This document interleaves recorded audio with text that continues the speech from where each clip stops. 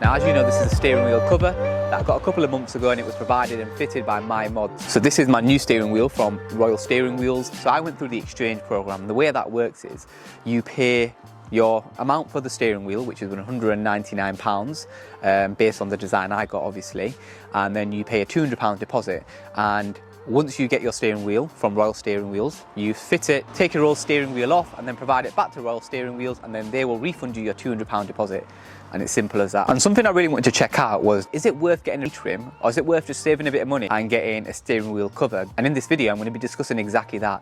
So not only will I show you how to remove the steering wheel and switch over the paddles and the existing plastic trim to your new steering wheel, I'm also going to be comparing the steering wheel side by side to really establish the key differences and whether it's worth spending that extra money. Now, without further ado, let's get straight into this video, and I'll take you through the first step of removing your current existing steering wheel.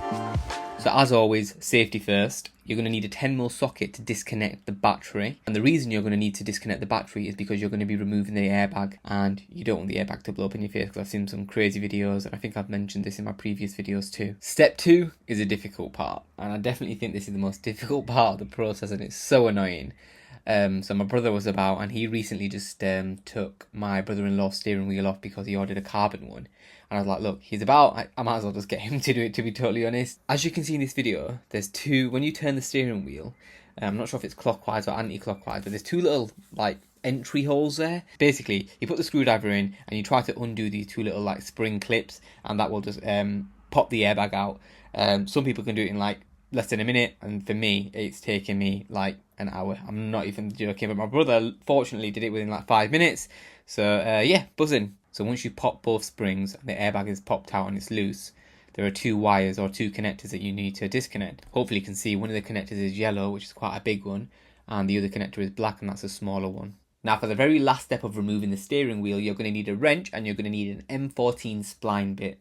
So the steering wheel is off, as you can see, and it's on my desk. And what I'm going to do is get it side by side with the steering wheel from Royal Steering Wheels, which is going to be my new one. And I want to use this time part of the video to really go through some of the key differences between the steering wheel cover and a full retrim. Now, before I delve into the key differences, I just want to point out, me getting a new steering wheel from Royal Steering Wheels is taking nothing away from the steering wheel cover that I got applied and fitted by my mods. To be totally honest with you, and to be totally transparent, the only reason I actually bought a new steering wheel is just because I was making so much content on basically trying to transform my interior. You know, got the super sport seats, got the extended leather pack, I'm trying to do the air vents, and I just thought, you know what, a lot of people when they get steering wheels, they're not sure whether to get a cover, a steering wheel from eBay or AliExpress, or to just get a full retrim. And it really all comes down to people's preferences. I think that the main benefit of having a steering wheel cover is that you get to retain your actual original steering wheel that came from factory. And the biggest benefit of doing that is because if you want to sell the car, and a lot of people like to do this, when they do sell their cars, they want to make sure they sell it as they bought it. One of the main reasons I opted in to getting a retrim is just because I wanted to get some cool content on my S3. But there are, of course, a couple of other reasons as well, which I'll touch on. So I think the thing you can see straight away with the steering wheel side by side is the colour differences, and that comes down to the materials used. The steering wheel cover is a darker Alcantara, and when comparing it to the retrim, it actually feels a lot more like suede than it does Alcantara. Now, my brother-in-law has an Audi RS3 AP facelift, and he has the genuine from factory RS3 steering wheel, which is Alcantara on the sides and then at the top and the bottom leather. I've also been in a Volkswagen Mark 7 Club Sport S that was imported over from Japan, and that had a genuine factory fitted full Alcantara steering wheel.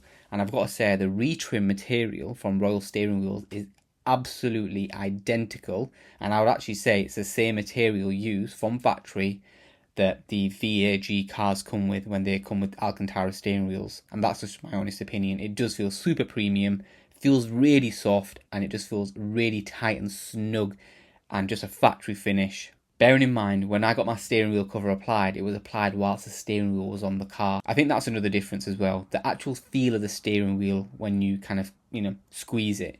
The steering wheel cover almost feels a little bit foamy. I'm not sure why, but the steering wheel retrim feels really firm. It almost feels like it's just like, I suppose, you buy what you get. It literally just feels like how it would feel if it came from a factory. The second difference is the quality of the stitching. And again, I'm not taking anything away from the steering wheel cover. And if you do want to get a steering wheel cover, I would still highly recommend it because there are benefits of getting one. However, the stitching on the retrim is noticeably better in certain areas. For the most part, you really can't tell to the naked eye. And when I say to the naked eye, to the average Joe who doesn't really care about cars, doesn't really care about attention to detail, they wouldn't be able to see the difference. But for me, I can definitely tell the difference in certain areas, especially around the paddles, around the tight crevices of the steering wheel. You can tell the difference in stitching quality, and I think the retrim is just a lot better in my opinion. And I think that's one of the other reasons why I wanted to just kind of opt in for a retrim, see what the difference is, and if there is a difference. And I definitely think there is a difference in stitching quality. But you've got to think they've got the steering wheel off, and it's a full retrim. It's not a steering wheel cover, so you can kind of expect that too. And then the last difference, and this is nothing to do with the steering wheel cover, this is just something new I opted in to get, which is the 12 o'clock ring, which I got in red. And just thought I was never really a fan of these, but I quite like it now that I've got it.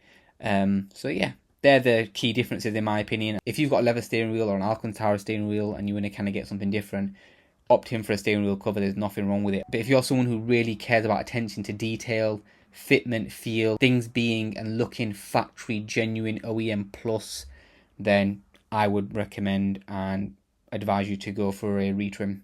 Okay, cool. So now that I've talked you through the differences of both steering wheels, now we can strip my current steering wheel, which is the one that has the steering wheel cover on it, in addition to all the multifunctional buttons, such as like the music control and so on. And you'll also need to remove your paddle shifters from behind. And then lastly, you'll need to remove all the wiring. So basically, everything on the steering wheel as it stands, apart from the actual steering wheel, you just basically need to strip off and then move over to your new steering wheel, which in this case is the one from Royal Steering Wheels. For the most part, this process is really easy because you've already got the steering wheel off. You just need to get a plastic pry tool, pry your way around the plastic trim. That all comes off. Just be really careful not to break any of the clips.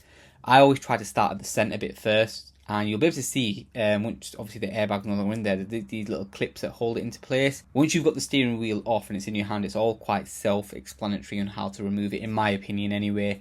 And then don't forget to remove the little S logo at the bottom. That's probably the easiest thing to remove, because your new steering wheel will just basically be a blank canvas to an extent. Now I've already got a video dedicated on how to remove the URUS or just general S3 paddle shifters, so please do watch that video to watch an in-depth tutorial on how to remove them, whereas in this video I'm just going to quickly show you what the steering wheel looks like once I've removed everything and transferred it over to my new steering wheel. So once you have removed everything from your existing steering wheel and you're ready to transfer it over, it's literally straightforward as transferring everything over. So what I did was start off by transferring the paddles over first, as you can see in this video, and then I just put the plastic trim in place. Remember, all the wiring, just make sure you kind of tuck that in accordingly. I tried to take some images and videos of what the steering wheel looked like before I started meddling with it and transferring things over, so that way I had a reference point to look back to, like, this is how it needs to look, this is where it needs to go, and so on and so on.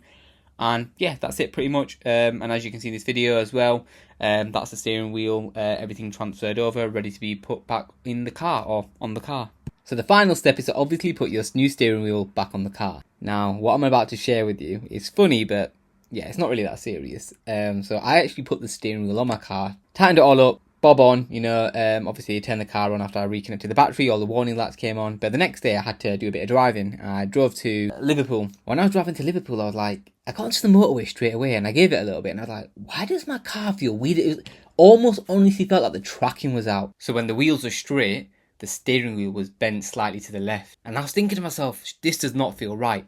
A couple of days later, got the car parked up. I disconnected the battery again and I got my brother, thankfully, to remove the airbag for me again. Lo and behold, I put the steering wheel on bent. And what I'm going to show you is two images. I'm going to show you what the steering wheel looked like prior to me rectifying the mistake I'm going to talk to you about, and then I'll show you the image of once it's rectified.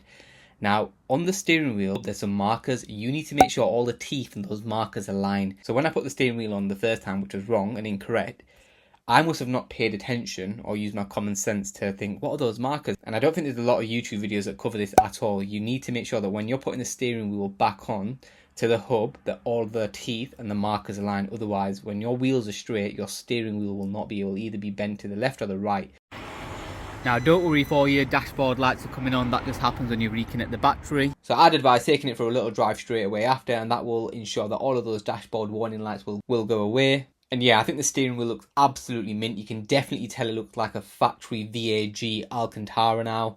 It looks amazing, especially with the 12 o'clock ring. And I think with all of the carbon and everything else I've done with the interior, so the red Super Sport stitch seats, the extended leather pack with the red stitching, I think it looks absolutely mint. So as always, I hope you enjoyed that video. Hopefully I provided you a clear and concise tutorial on how to remove the steering wheel and transfer all of the trim and all of the multi-functional buttons, the paddles, onto your new steering wheel too. Now there's one final video which is to do with the interior of my Audi S3, and that's to do with the air vents. I've already sprayed the outer rings black, but it's just the inner rings are absolutely screwed up, and I don't even want to show you, but I am in the process of trying to rectify the mistakes. I'm always making mistakes, I swear to God, it's so annoying. Hopefully I don't make any mistakes in stage 3, because they're going to be some costly rectifications, and I don't really want to put myself into that position, so I best just take my time. And that's what I would always advise whenever you're doing anything in life, whether it be with your car, whatever you're doing.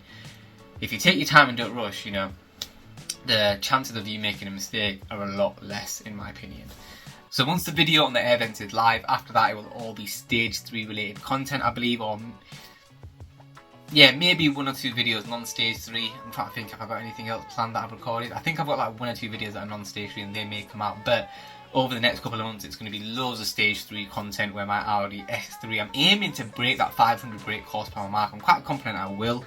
A lot of people have been quite interested in how much the stage 3 stuff has cost me. Please do stick around if you're new to my channel. Please do subscribe and hit that bell icon for future notification. I would really appreciate it. Please do also follow me on my social media platforms, because I'm always posting things on there too, which sometimes don't make it onto YouTube, but are still quite useful and insightful. But look, until next time, take it easy. Thank you so much, and I hope you enjoyed the video. Peace.